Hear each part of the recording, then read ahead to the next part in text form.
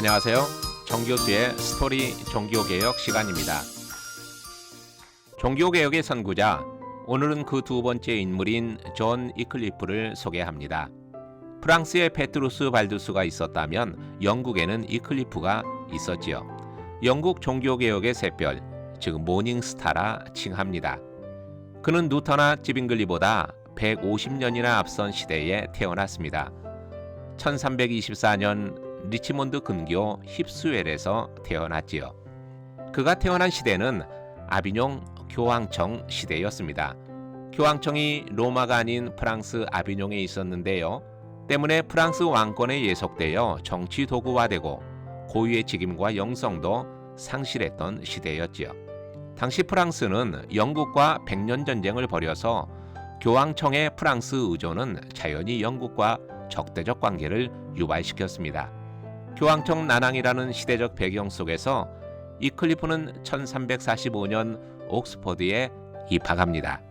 옥스퍼드 대학은 12세기에 헨리 2세가 옥스퍼드의 산지에 있던 학교들을 통합해 세운 대학입니다. 대학 설립은 영국인들이 적대적 나라인 파리 대학에서 공부하는 것을 차단하는 내부적 대안이기도 했지요. 위클리프는 머튼, 벨리올 그리고 퀸즈 대학에서 학업했습니다. 위클리프의 학문은 프란시스코 경향의 후기 스콜라 노선입니다. 천성기 스콜라 신학의 특징은 신학에서 이성의 역할을 긍정한 것인데요. 반면 후기 스콜라 신학은 하나님의 역사와 섭리를 의지와 연관해서 설명하지요. 이것이 유명론이고 대표자는 스코투스와 오캄입니다. 위클리프는 후자인 스코투스와 오캄의 영향을 받았습니다.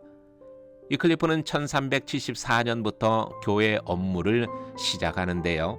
주요 업무는 교황청과의 대외 교섭이었습니다. 당시 교황청은 아비뇽에 있었기에 교회의 모든 돈은 교황청으로 가는 듯 보였지만 사실은 교황청이 아닌 프랑스로 흘러들어갔지요. 따라서 프랑스와 적대적이던 영국의 자금 유출 차단은 당연한 수순이었습니다. 교황청은 돈이 줄자 과세를 늘렸고요. 성직자의 권위에 집착했습니다. 이 같은 상황은 위클리프에게 교황청을 직접 경험할 수 있는 장을 제공해 준 것이지요. 그는 영국의 정치적 권한을 옹호하고요. 자국의 이익을 위해서 힘을 기울입니다. 1375년 신적 통치론을 썼고요. 1년 후인 1376년에는 세속적 통치론을 집필하지요. 교황이 세속의 세계도 통치할 수 있느냐 하는 문제는 오랜 갈등을 겪다가 12세기 초 이노센트 3세 때의 절정에 올랐었는데요. 그는 스스로를 그리스도의 대리자로 자처했지요. 그 앞에서 세속의 통치자는 숨을 죽여야 하는 교황 통치의 절정기였습니다. 그로부터 100년 후 보니파티우스 8세가 다시금 옛 이노센트 3세의 영광을 재현하고자 합니다. 그러나 시대는 달라 있었지요. 그는 스스로를 그리스도의 대리자로 자처했지만 아무도 그에게 귀를 기울이지 않았습니다. 독일의 역사학자 쿠어트 알란트는 보니파티우스의 실패를 인격적인 자질 부족 그리고 시대 변화의 불감이라고 지적하지요. 위클리프는 교황의 세속 통치는 구시대의 발상이라고 꼬집습니다. 그는 교회와 국가보다 더 높은 통치권을 강조합니다. 그것은 하나님의 단독적인 통치입니다. 교회도 국가도 최종 통치자가 될 수 없지요. 이 둘 모두 하나님의 도구로서 봉사가 그 본질적인 직무입니다. 교회는 다스리는 자리가 아닌 섬김의 자리에 있습니다. 통치는 은혜에 의한 것이어야 하고요. 통치 혹은 주권은 모두 하나님께 속한 것입니다. 위클리프는 교회와 정부를 분리된 별개의 기관으로 보지 않습니다. 교회가 그 직임을 다하지 못할 때 세속 정부는 교회에 관여할 수 있는 권한을 가지고 있고요. 그 역도 역시 성립하지요. 이로써 두 기관은 대립이 아닌 상호 협력과 상대적 비판자 역할을 수행합니다. 이것은 루터가 1520년에 쓴 기독교 개선에 관해서 독일 그리스도인 귀족들에게 보내는 글의 취지와 일치하죠. 이에 두 글에서 위클리프가 특별히 많이 인용한 책이 있는데요. 아마의 대주교 피츠랄프가 쓴 구원자의 청빈론입니다. 그는 1346년 클레멘트 6세에 의해서 대주교가 되지만 이 책에서 탁발 수도사들의 잘못된 종교적 태도를 비판했습니다.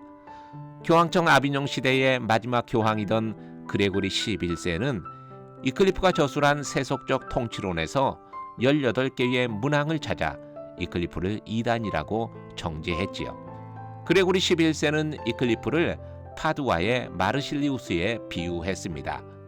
마르실리우스는 스콜라 학자였고요. 평화의 옹호자라는 글로 종교개혁을 예비한 인물입니다. 교황 요하네스 22세와 루드빅의 싸움이 이 책의 배경이지요. 요하네스 22세는 보니파티우스 8세와 같이 교황의 성속 통치권을 관철시키려 했고요. 중세기 성과 속의 마지막 시속게임을 초래한 인물입니다. 마르실리우스는 교황의 권력욕과 아비뇽의 교황청 그리고 세속 영역에 대한 교황의 월권 행위를 비판했지요.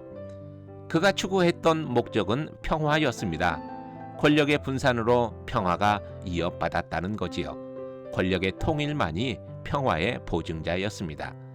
힘은 국가로부터 나와야 하고 그 국가는 모든 시민들로 구성되죠.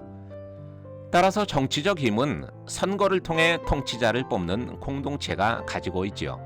성직자와 평신도로 구성된 총회는 교황보다 높은 상위기관입니다. 교황은 하나님의 법을 통해 그리스도의 대리자로 부름받은 것이 아니라 신자에 의해 임명받은 것이죠. 세속적 권력이 우위에 있기는 하지만 그것은 교회의 억압을 의미하는 것은 아닙니다. 공동의 노력으로 이 땅의 평화와 영원한 축복을 준비하는 데 기여해야 한다는 것이지요. 그레고리 11세는 이클리프가 마르실리우스의 글을 인용했다고 판단했습니다. 영국 내 친교황파인 런던의 대주교 일리엄 코테니는 감독회의를 소집했고요. 교황의 이클리프 정죄를 집행하려 했지요. 재판을 위해 이클리프는 성 바울 성당으로 소환당했습니다. 그렇지만 두 번의 소환 시도는 곤트의 존과 시민들의 도움으로 성사될 수 없었지요. 1381년 코테니는 캔터베리의 대주교가 되어서 이클리프에 대한 10가지 죄목을 최종 확정했습니다. 한때 이클리프는 교황청이 아비뇽 시절을 마감하고 로마로 복귀하자 그레고리 11세에 이어 교황이 된 우르반 6세의 선출을 환영하지요. 교회 개혁을 물론 기대하기도 했습니다. 그러나 교황청은 다시 로마와 아비뇽으로 분열되고요. 교황도 2명으로 늘어서 서로 반목하고 정죄하는 최악의 사태를 보면서 교황을 적그리스도라고 혹평하지요. 대주교의 집요한 공격과 공작으로 많은 사람들이 이클리프를 등집니다. 그렇지만 에드워드 3세는 끝까지 이클리프를 보호했지요. 그의 도움으로 이클리프는 자신의 교구인 루터워스에서 생애의 말년을 보냈습니다. 그리고 1384년 뇌졸중으로 세상을 떠났지요. 그의 단호한 신앙 그리고 신학의 태도에 많은 사람들이 동조해서 롤라드 운동으로 이어졌습니다. 롤라드는 무식하다는 경멸이 담긴 말인데요. 이클리프 추종자들에게 붙인 별칭입니다. 처음에는 이클리프가 가르치던 옥스퍼드 대학 학자들의 모임이었습니다. 이들은 성경을 영어로 번역했지요. 성경을 이해시키기 위한 최선의 길은 자국 언어로 번역하는 길이라 생각했습니다. 가톨릭은 당연히 반대했지요. 배우지 못한 자들이 성경을 읽으면 뜻이 왜곡될 수 있다는 이유에서였습니다. 또한 롤라드는 이클리프처럼 가톨릭의 화채설을 비판하고 왕권의 강화를 강조했지요. 영국의 왕은 처음에는 롤라드 편에 섰지만 교황청의 반발로 롤라드에 대한 태도를 바꾸었습니다. 롤라드에 대해서 탄압했고요. 그들은 발도파처럼 비공개 활동을 전개했지요. 구성원들은 직조공, 목공, 금속 세공인, 재화공, 재단사 등 하위계층 신분들로 채워져 갔습니다. 가톨릭은 롤라드 반대 법안을 제정했지요. 성경 번역과 순회 전도도 금지했습니다. 1415년 콘스탄츠 공의회에서 후스를 화형시키면서 그에게 영향을 준 것이 이클리프라고 하여서 그를 이단으로 정지했지요.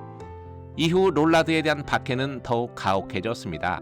사로잡은 자들은 감금하고 고문하고 화형으로 척결했지요. 롤라드 운동은 약 200년간 지속되다가 많은 희생자들을 남기고 조직과 지도자의 공백으로 약화되었습니다. 그러나 이클리프와 롤라드의 개혁적 사상과 행동은 도버 해협을 건너 대륙으로 전파되었지요. 이클리프의 신학 사상은 종교개혁 신학의 선치였습니다. 성경, 교회, 성례전에 대한 생각은 권력과 무능에 가려진 진리를 거침없이 드러내고 중세 가톨릭 교회의 오용을 폭로했지요. 이클리프의 성경 이해는 그의 책 성경의 진리에 대하여에 나타나 있습니다. 이 책은 교황청의 아비뇽 시대가 끝나고 다시 교회 분열이 시작된 1378년에 쓰여졌지요.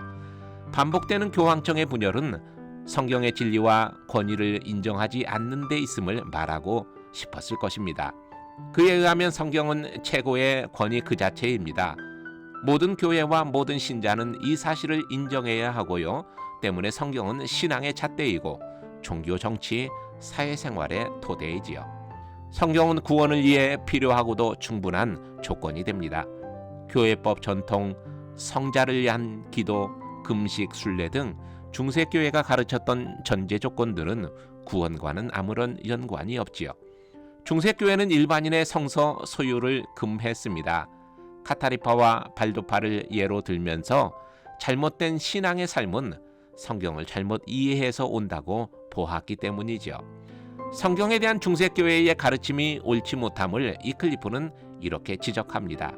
신약 성경은 권위로 가득하고 구원에 필요한 것을 단순한 사람들도 알 수 있도록 열려있다. 겸손과 사랑의 마음을 가진 자는 성경을 완전하고 진실되게 이해할 수 있다. 그리스도는 그의 법을 사람들의 마음에 쓰셨기 때문이다. 이클리프는 영어로 성경을 번역했습니다. 당시 영국도 대륙처럼 라틴어는 학문적인 문자였고 대중이 접근하기 어려웠지요. 자국어 성경 번역은 모든 개혁자들의 공통된 개혁의 첫걸음입니다. 성경의 최고 권위를 강조하고 성경을 대중에게 오픈시켰다는 점에서 이클리프의 성경 이해는 16세기 종교개혁자들의 사상과 근본적으로 일치하고 있지요. 이클리프는 교회론도 집필했습니다. 기존의 교회 시스템을 무너뜨리는 파격적인 책이었는데요. 본질보다 제도와 의식을 더 강조하고 외적인 계층 구조의 교회의 참된 모습을 질식시킨 그 당시의 중세교회를 비판한 것이죠. 그에 의하면 교회란 하나님에 의해 구원의 길로 예비된 자들의 모임입니다. 교회의 머리는 예수 그리스도이고요. 구원의 길로 부름받은 회중이 그 몸을 구성하지요. 이러한 이클리프의 교회론은 교황이 머리가 되고 성직자가 그 몸이라고 이해하고 가르쳤던 중세교회와 조화될 수 없는 급진성을 내포하고 있었습니다. 그는 가톨릭 교회와 참 교회를 구분합니다. 가톨릭 교회는 제도적 교회이자 가시적 교회로서 불완전한 교회입니다. 이에 비하여 비가시적 교회만이 참된 교회이며 완전한 교회인데요. 하나님만이 알고 있는 교회이지요. 하나님만이 알고 있는 예비된 자들의 모임, 그것이 이클리프가 이해하는 참 교회였습니다. 누가 구원의 길로 예비되었는지는 삶이 말해주는 것이고요. 인위적인 구분은 불가능합니다. 예정된 자의 삶은 그리스도와 이웃을 사랑하며 경건과 순종이 그 특징이지요. 교회가 부여하는 직분이 구원을 보장하지 않습니다. 가장 높은 직위인 교황도 선택받은 자임을 증명할 수 없지요. 그래서 이클리프는 교황 그레고리 11세가 로마로 귀환하자 환영의 뜻을 포하면서 그에게 겸손과 순종의 삶을 요청했습니다. 이클리프의 교회론은 확실히 교황 중심의 교회의 급진적이었습니다. 교황 중심의 로마 교회에 있어서 그리스도와 성경은 부수적 권위에 불과했지요. 이클리프는 교황의 주권에 대해 그리스도의 주권을 회복시키고자 했고요. 계층 구조적인 교회에 대해서 말씀과 사랑과 헌신이 중심인 선택받은 자의 교회를 세우고자 했습니다. 그에게 가장 이상적인 교회의 모습은 그리스도의 청빈과 겸손 그리고 자비를 갖춘 교회였지요. 1377년 아비뇽 교황청 시대의 마지막 교황인 그레고리 11세는 18개의 항목으로 이클리프를 정죄했는데요. 이 중 3개의 항목은 이클리프의 성찬론에 관한 것입니다. 이클리프는 카톨릭의 화채설을 비판했습니다. 성찬에 사용되는 요소는 본질이 바뀌지 않습니다. 사제의 축성 후에도 빵은 빵이고 잔은 잔이라고 말했지요. 빵과 잔은 성찬의 표지일 뿐입니다. 빵이 그리스도의 몸으로 변했다고 믿는 것은 우상 숭배와 같다는 것이지요. 그래서 이클리프는 1215년 교리화된 화채설을 반대했고 그리스도의 실제적 현존을 주장했습니다. 그리스도는 빵과 포도주에 영적으로 임재하며 하늘에 존재하면서 동시에 성찬에 존재하지요. 이러한 성찬의 은혜와 축복을 받아들이는 것은 믿음에 달려 있습니다. 화채설 반대만으로도 이클리프는 충분히 교회의 정죄 대상이었습니다. 당시 신자와 성례전을 매개하는 것은 성직자였고요. 성례는 교회라는 공간에만 존재했지요. 성직자는 집내로 성례전을 성사가 되게 했고 권고를 통해 신자와 성체 사이의 고리 역할을 했습니다. 따라서 화채설 반대는 거룩한 교회와 성직제도의 기반을 무너뜨리는 것이었죠. 빵과 잔은 성례전의 표지이며 그리스도의 실제적 현존을 깨우쳤다는 점에서 이클리프는 16세기 성례전 개혁의 선구자였습니다. 그의 책 고백은 화채설을 반대하고 가톨릭과의 갈등이 불거진 후 나온 신앙 고백입니다. 이클리프는 사망 31년 후 1415년 컨스탄츠 공의에 의해서 후스와 함께 이단으로 파문되는데요. 그리고 다시 13년 후 교황 마르틴 5세는 이클리프의 유해를 무덤에서 파내라고 명령합니다. 그는 죽은 후에도 불태워지는 부관 참시를 당하고 그 죄는 스위프트 강에 뿌려지는 불행을 당했지요. 중세 가톨릭은 교회와 세상에서 이클리프의 영향력을 지우려 했지만 참되고 신실한 그의 삶과 신앙은 역사 속에 깊이 각인되어 오늘에까지 이르고 있습니다.